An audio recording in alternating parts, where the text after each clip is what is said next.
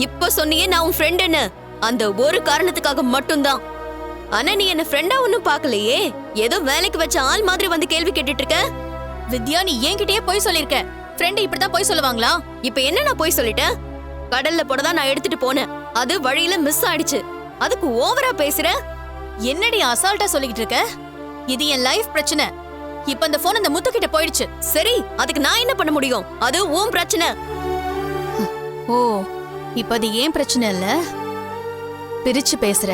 நீதான் என்ன ஃப்ரெண்டாவே பாக்கலையே. அப்படி பாத்திருந்தா இப்படிலாம் வந்து பேசுவியா நீ? ஏன் தப்புதான். என்ன ஆனாலும் நீ இருக்க, என் ஃப்ரெண்ட் இருக்கான்னு நம்பின பாத்தியா? ஏன் தப்புதான். உன் கூட ஃப்ரெண்ட்ஷிப் வச்சுக்கிட்டதே தப்புதான். ஹலோ, அத நான் சொல்லணும். உன்னை சுத்தி இருக்க எல்லாரையும் நீ ஏமாத்திட்டு இருக்க. உன் லைஃப காப்பாத்திக்கிறதுக்காக நீ ஒரு நாள் என்ன ஏமாத்தினாலும் ஏமாத்துவ.